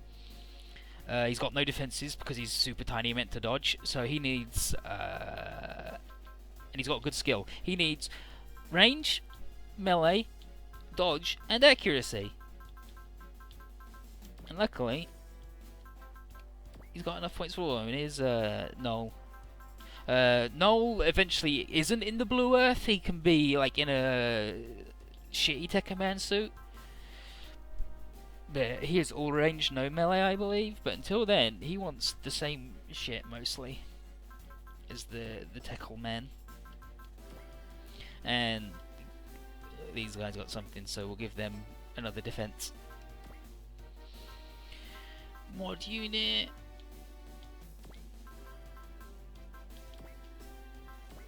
He wants that, and this guy wants that, and that.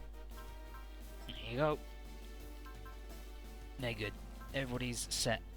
Bing, bugga, bang, bang, bang, bang, bang, bang, bugga, bang, bang, bang, bang, bang, bang, bang, bang, bada, bang. But anyway, like, what makes Noel really weird for me is he's got guts, which is a full heal, and he's supposed to never get shot ever, so... Like, I guess it's because he can do support defense, but, you know... Bleh, bleh, bleh, bleh. But who's ready for Mission 3? We're going to get a lot of new people at this stage because of the Nesco. A lot of people are going to show up, and the Nesco owns.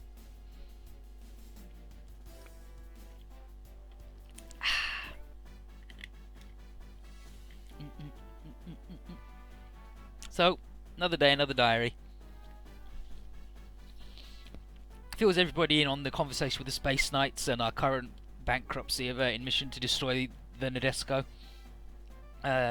Whatever it's called, the fact that it's a new concept model doesn't phase Kazuma one bit. He's sure that the combined deal of the Valstalker and everything should be more than enough to take it down. And then, I guess all fucking stupid phone calls are gonna have that shit on their face, which is really fucked up, because I don't remember that happening before, but there you go. But anyway, get your ass to the mission briefing, brother. Guys was like, oh, okay, fine. And he's like, my tension is in the red zone. I'm really agitated.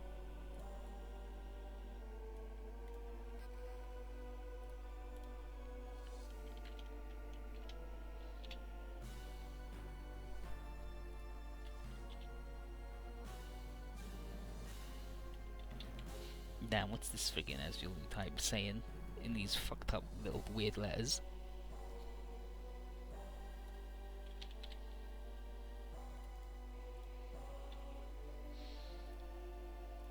Damn, to the next map. Anyway, here's Corbett. No, this is Corbett, and he's talking to Misamaru, Admiral Misamaru. And he's like, I can't believe you let the goddamn Nesco escape from under your nose. And he says, it's a problem, I know, and I've sent my Far East forces in pursuit. And Gobby's like, I'm reinforcing the orbital forces to deal with this.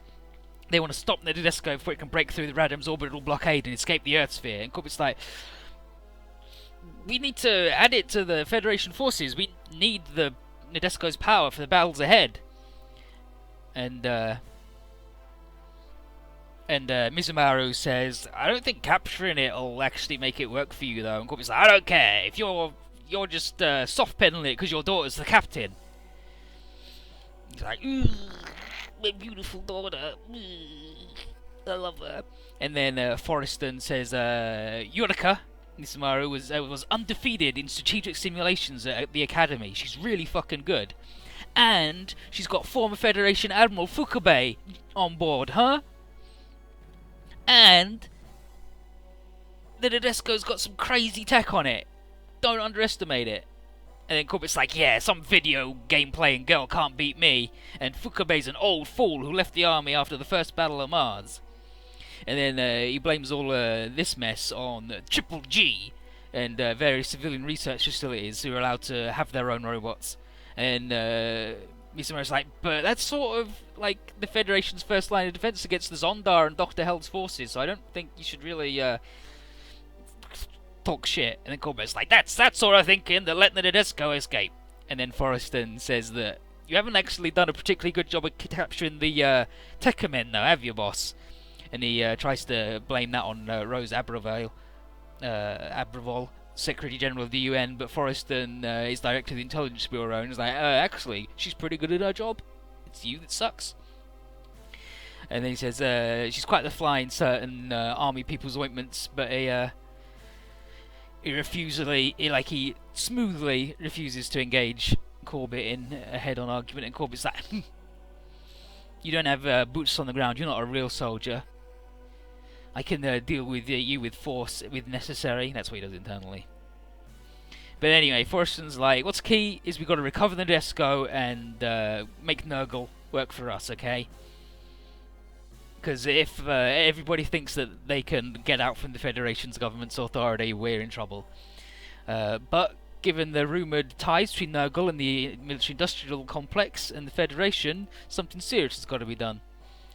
Corbett says, like, I'm tired of this. Misumara, it's your responsibility to track down the Nesco, and if it resists, shoot it down as an example to Nurgle. And Misumara's like, Roger.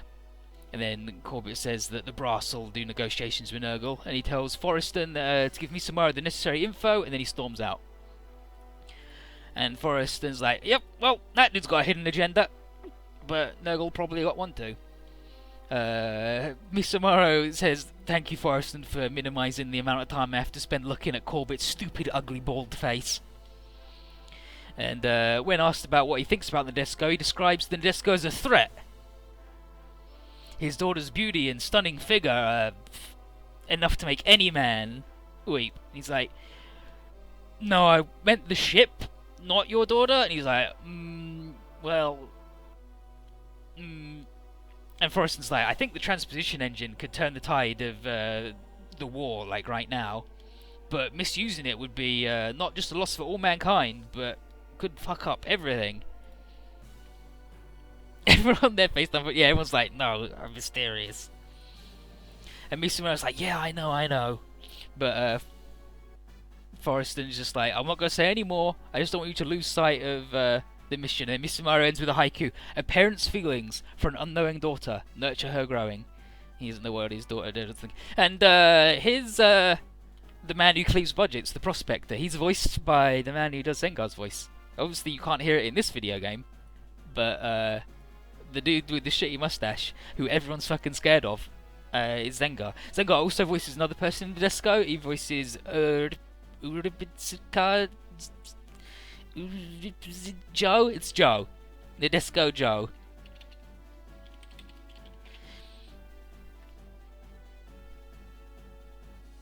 From Gekiganger 3.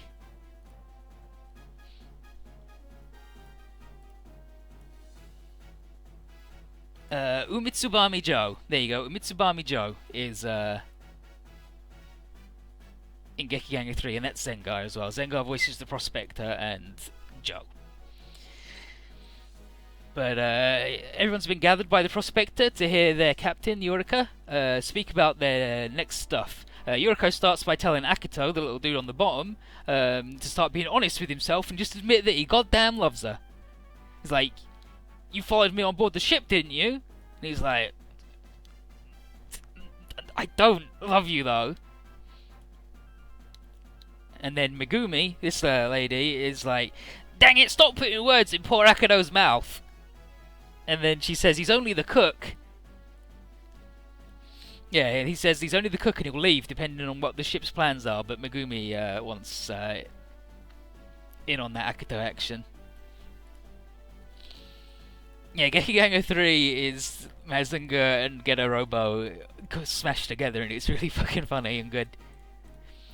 And this is Jiro Yamada. And he's like, call me Guy Dagoji. And he reminds Akito of his vow, the one he made when he piloted Guy's Gekiganger to fight off some random attackers. And he's said, what? And he's like, I made you promise to protect Earth with me. And he's like, I don't remember doing that.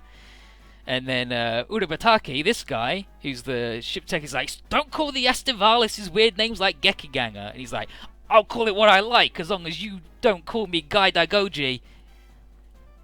He's like, but your name is Jiro Yamada. He's like, but my soul's name is Gai Daigoji.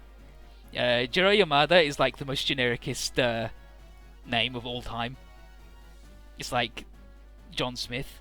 No, Akito's really good at cooking. He's a super good cook. And here's Minato. He's like, what the fuck is he talking about? And then he's like, it's Gekiganger 3. It's some shitty robot anime they watch. And she's like, oh, I'm not really that interested in anime. And then Akito says, oh, but I've watched reruns of that show. It's the most moving series. I watched it over and over as a kid. And Nesco's really good because they were all hired. The brown-haired lady is the communications officer, and she's been hired because she's got a good voice and is pretty. And the other lady is a voice actor, so she was hired to do like announcements on like internal announcements on board the ship. So they're all fucked up. But Guy is a super fan of Gekiganger. He says it's the inspiration, the soul of all mecha, including the Estevalis I pilot. And that's why I call it the Gekiganger. And he's like, anyway, just because you didn't promise Akito, your soul did. Your soul promised to defend the Earth. And he's like, I really don't remember doing that. And then Yurika says she wants to hear the cry of Akito's soul. And Rory says, Captain, the Federation's in hot pursuit. We should probably get going to Mars. It's like, okay.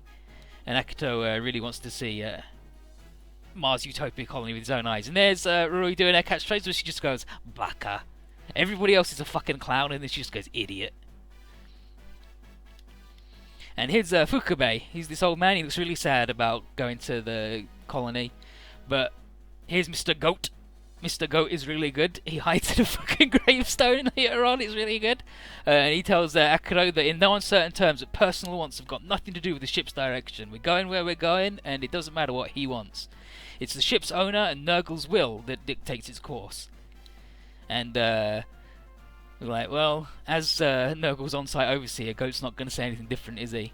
But Minato knows that Mr. Goat's got a soft side. And Yurika, in accordance with Akito's wishes, and I guess Nurgle's, she's like, to Mars! We're going to gather info and rescue the survivors. It's like, but what about the Jovian lizards? The Federation gave up trying to steal Mars back, but we could do it. And it's like, well, what if they send us alone into the wolves then? That sucks. And Yurika is like, no clue, but you're good. And then Prospector says, I'll explain. And he was directly responsible for recruiting everybody on board, and he's the power behind everything. And he says, what's sending us to Mars is Nurgle's Schiaparelli project, named in honour of an old-school Italian astronomer who studied Mars. Minato is... where's Minato? There's Minato. She's impressed at our genius operator, and there's Ruri, who she nicknames Ruri. And Nurgle's got a lab on Mars. Nurgle wants the ship from it to get back. That's it. So he's about to give the mic back to Yurika to explain the flight plan, when suddenly...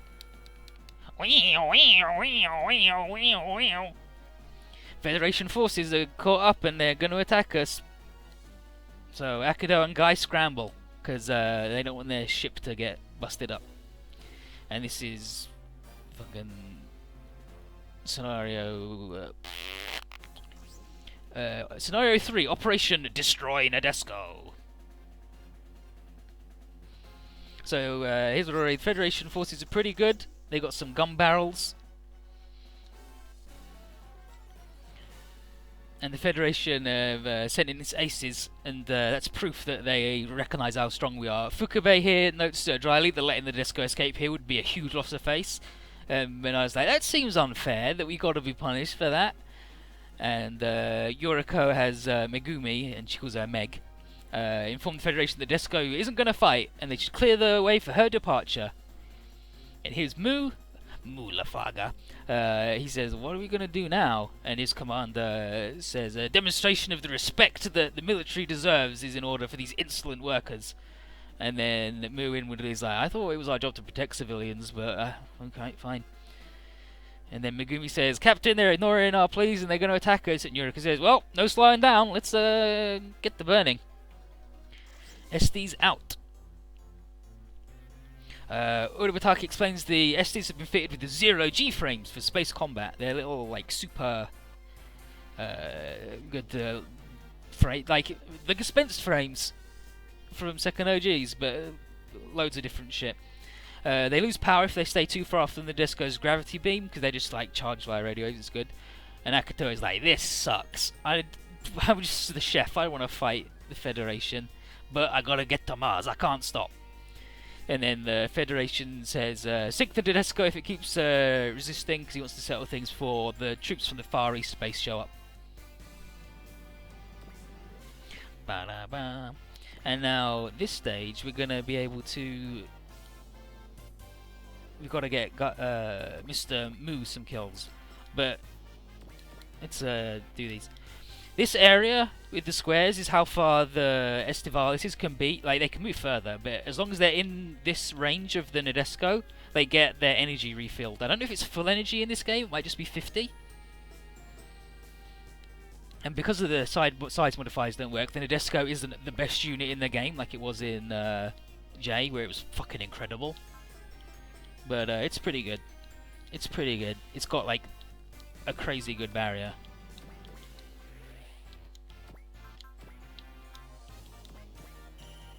And a guy, clearly a super robot pilot, Guts, and invincible. He mostly has to live off of command orders.